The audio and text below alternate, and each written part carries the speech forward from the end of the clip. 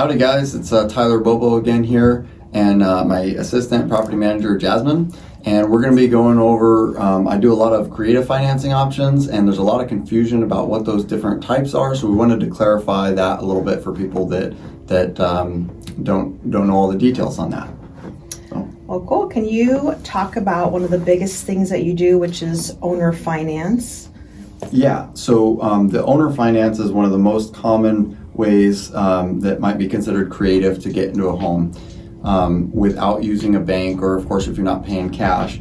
People will buy a home, and instead of going to the bank, they'll usually do a down payment to the seller, and then they'll make monthly payments to the seller. So on an owner finance transaction, when the deal closes, the buyer now owns the home and they're not a tenant. So they own the home, they don't have a landlord, it's not governed by landlord-tenant law, they're the owner of the home. As long as they pay as agreed in the agreement, then they'll own it until they decide to sell it. But the previous owner is holding the note, they're collecting the payments on it, and they can't tell the buyer what to do because they no longer own the home. Their recourse would be, if they don't get paid as agreed, then they could come back and actually foreclose. So just like in a normal transaction, when there's a bank involved, there's usually three parties. There's the buyer, the seller, and the lender. An owner finance just cuts out the lender, so the seller is going to make the interest. But in either case, if you use a bank loan or an owner finance, the buyer owns it even though they haven't paid it off yet. And the lender, whether that's a bank or the previous seller, their only rights is to foreclose if the buyer doesn't follow through with their agreement to pay as agreed. Does that make sense? Yeah, it does. How is that different than like renting to own? So a rent to own, people call me all the time and say, hey, I hear you're the rent to own guy. And that's kind of the reason we're doing this video, is that people have the confusion there. I do a lot of owner finance. It's really great for both the buyer and the seller. So I personally buy and sell on owner finance. A rent to own is where you would make an agreement between a buyer and a seller to rent the property, and a certain portion of that would go towards the purchase price. So if you're going to buy a property for $200,000 and you were going to pay them $1,500 a month, then maybe you agreed that $500 of it went towards the purchase price. It's usually not the full amount, but whatever is agreed upon is fine.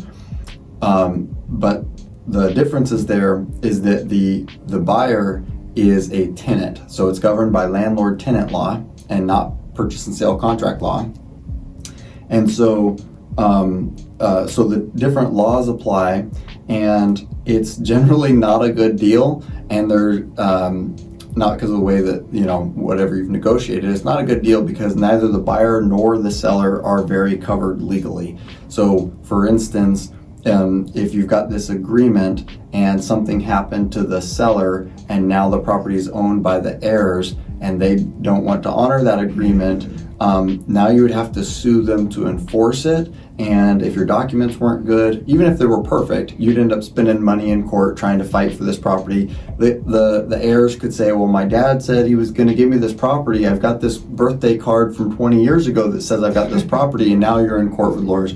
So anyways, there aren't very good legal protections for rent to own. With owner finance, the deal closes, you own it. As long as you're making the payments, you're good. So it legally protects buyer and seller much better. So I don't recommend rent to own transactions, especially without a lawyer writing really good docs. Right.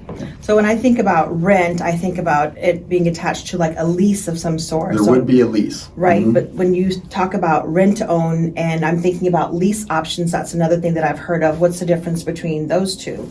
So a lease option is a good tool. It's not used as much as owner finance, and I don't like it quite as much, but it definitely serves a purpose, and it's not like a rent to own where I just pretty much wouldn't do one of those. A lease option is a little bit more complicated because there's actually two different transactions that are happening. One is a lease.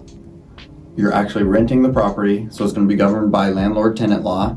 And then the other transaction, the other contract, is an option to purchase. So for those familiar with Wall Street and stock market trading, it's quite a bit like an option on a stock or a financial security, where you put a certain amount of money down. Usually it's negotiable, but usually you would put down kind of a down payment, but we don't use that term. And then you have the option to buy it at a later date. So you've got a lease rental, and then you have an option to purchase if you choose to within the time frame. So a lot of times a lease option will have an expiration date. It'll have the price and the terms.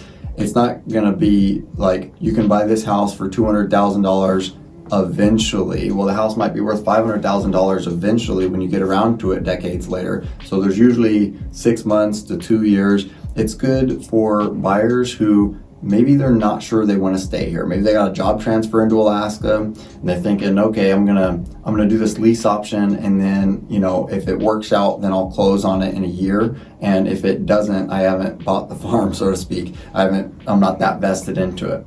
It's also good for people that maybe they're not quite lendable yet because they need to fix their credit just a little bit, but they're close, or they need to have a little bit more job history or something before they can qualify, or maybe the property needs some work before it will qualify for a loan. A short-term lease option is a viable option there. So you've got your lease and you've got your option. So if the tenant doesn't pay, you would evict them just like you would in any other lease, and usually the option would be written in a way that it is terminated if the lease is terminated. So if the tenant leaves on their own, or if they don't pay and they get evicted, it terminates the option. So it's a little bit more complicated. It shouldn't be used for amateurs. I mean, to be frank, it's used for sophisticated people that know what they're getting into. If you put an option on a property, a lot of times you're buying that option for thousands of dollars. So you might buy that option for $2,000 or $5,000 or $10,000, depending on the terms. Like if you want a longer term option, it might cost you more because you're tying up that property. The seller can't sell it to anybody else in that time. So that's what a lease option is. We don't really recommend them for like first-time home buyers or people that aren't very stable and secure. But it's a great option for investors or people that just aren't sure if they're ready to buy yet in the area. So, okay. Does that make sense? Yeah, it does. Awesome. For sure. So we're going to do follow-up videos that are going to be quite a bit more in-depth on each of these to talk about all the different creative options. You can even do combinations of them. For instance, if you do a lease option where you say, I'm going to rent it at these terms, and then I've got the option to buy it on owner finance terms, say when I get enough down payment together. Like if you're getting some funds if you're inheriting some funds, or if you're selling a house somewhere else, you've got this money coming in, you can do a lease option, and then when you exercise the option, turn it into an owner finance, when you get to that step. So we'll talk a lot more about lots of different ways you can play with these and make deals happen without having to use a bank. That sounds awesome. That sounds really awesome. Sweet. Cool. Well, thank you very much. And as always, if you know anybody that's looking to buy or sell, please give us a call.